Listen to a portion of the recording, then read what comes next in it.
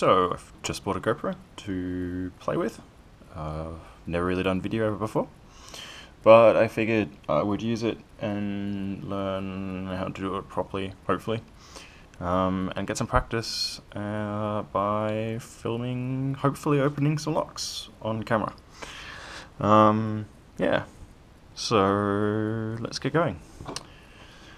So this is the box in which I keep the current locks that I'm working on out of my collection. They just go in here, and then I don't have to go through my big collection to find whatever I'm working with. So yeah, today I wanted to take a look at some Euro profiles, or one in particular. So let's take that out. I'll go through the rest of the contents of this box, which, I mean, it changes depending on what mood I'm in and what I'm playing with. And just to note, not everything in this box is necessarily things I've been able or unable to open. It's a mixed bag. Sometimes I like to, I'll be able to rake something open, but I can't single pin pick it yet, so it'll stay in the box until I can. That sort of stuff. But yeah. So let's take a look. So we have 4 Euro profile cylinders, and these are all from the same person, Douglas Bryant, who I met towards the end of last year at Chaos Computer Congress. So I've got a couple from him, and I haven't dedicated that much time to these 3. I've spent the most amount of time with this one, and subsequently it's the only one I can open. So I guess I'll go through them quickly. So this is a Basi 507 from his collection. Have not spent much time with this at all. I've barely stuck a pick in it. So then we have a Vilka, which I've played a bit with, and I'm having trouble with the feedback on this, so still have not gotten this yet. And then we have Barb with that radical keyway. Look at that. I tried to play with this a bit, but its keyway is actually inhibiting me a lot. I don't have many really fine tools to deal with that, so see what I can do about this one into the future. But the one I wanted to play with today is this Basi, which is probably at the moment my favorite lock in the entire collection that I have.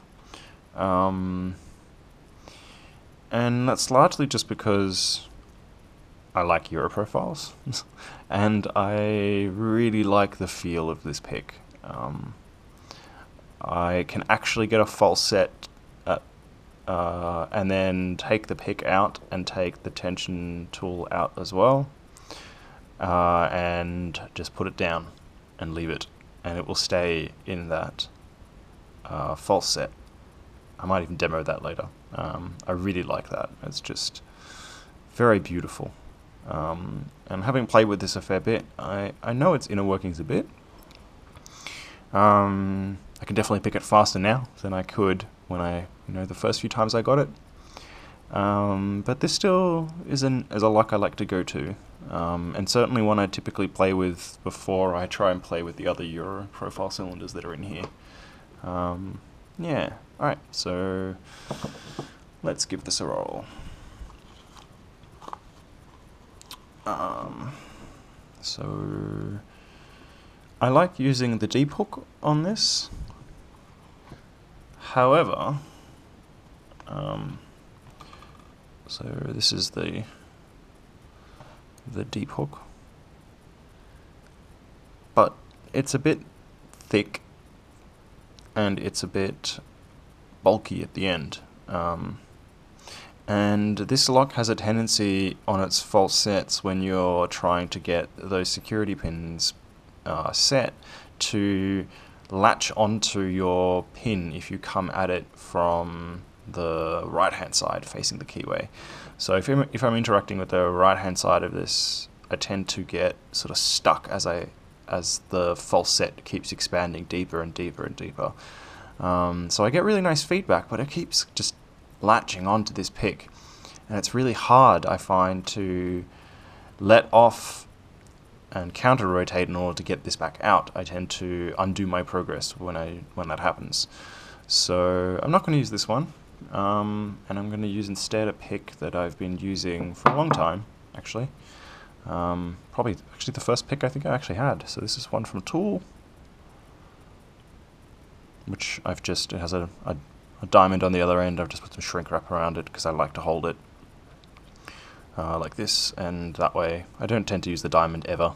It just makes it more comfortable. And I've also sanded this a fair bit down just to make it more comfortable for longer term holding. Alrighty, let's try. Ooh, tension tool. Alright. Bottom of the keyway.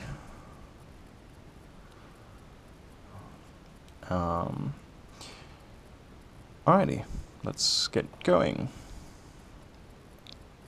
So I'm going to start from the front of the lock instead of the back. I tend to find, at least with this, it works better if I do it that way. So let's go pin 1. Mine and a little click. Pin 3, I think. So a tiny click. Pin 4 is squishy. Pin 2 is squishy too. I'm on 5 now.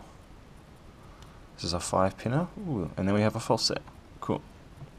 So you can see we've moved from neutral to about a couple of degrees.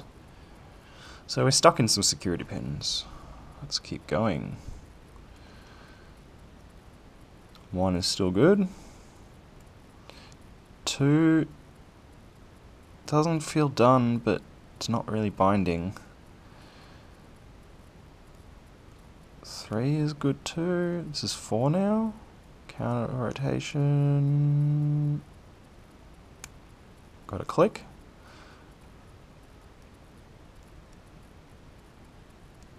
On 2. Counter rotation. Nothing really happened. Okay. Let's go for 4 again. Counter rotation.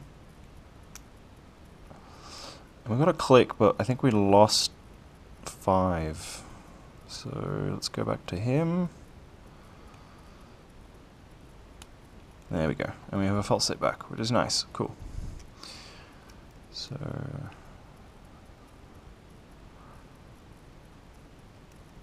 what's left? 4 again. Counter rotation. It's trying to hold on to my... There. So it's sort of like it gets caught, I think, against the tip of the pins as you get that false set. So on 2, counter rotation, got a click. Probably heard that.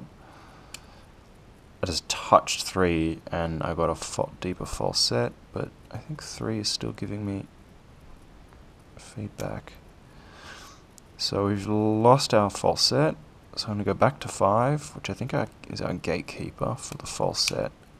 And we've got our false set back.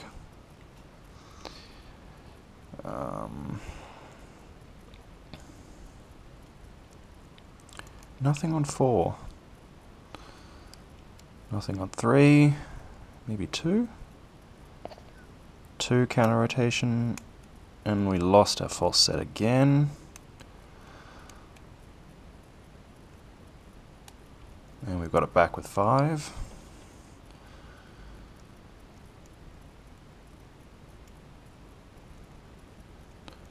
One is still good. 2, nothing. 3, nothing. Counter rotation on 4. Come on. I got him. 4 again.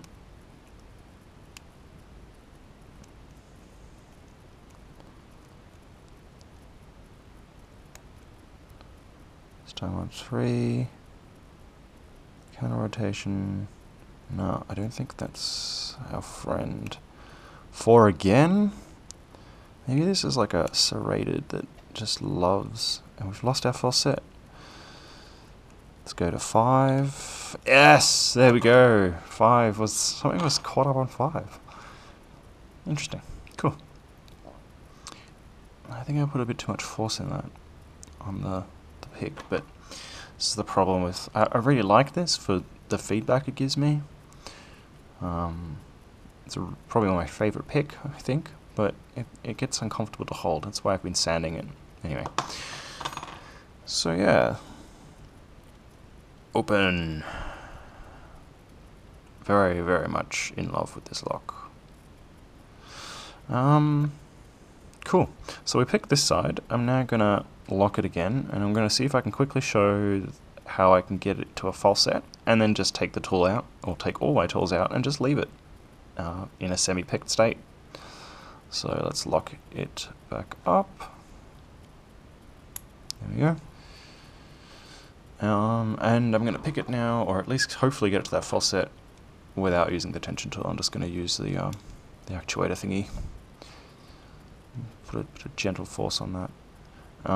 If anyone's wondering how much tension is required for this, and you'll see it in a sec if I can get it to that false set state, it needs about as much pressure on the tension tool as, I don't know, if you're an Aussie, if you know how much like a 10 to a 20 cent piece weighs, definitely less than a 50 cent piece. Like, it's a really small amount of pressure that you need in order to work with this lock, which is, I really like that. It's you have to be very gentle with it. So I'm going to quickly see if I can get it to that false set state and just show off that final. So that was 1. 2 didn't give me anything, so that was 3. And 4 gives me nothing, so I'm going to 5. 5 is tricky, there we go. False set. So I'm holding it at the moment. Oops. And I'm now going to let go of the pressure completely, and it will stay in that false set state. I always love that. So that was one of the things I actually did when I got frustrated with this lock, is if I got a false set and I wasn't making progress, I would sometimes just put it down and then come back to it later. Anyway, thank you for watching, and yeah, thank you Douglas Bryant. I love this Basi. It is a beautiful, beautiful lock to play with. Anyway, cheers.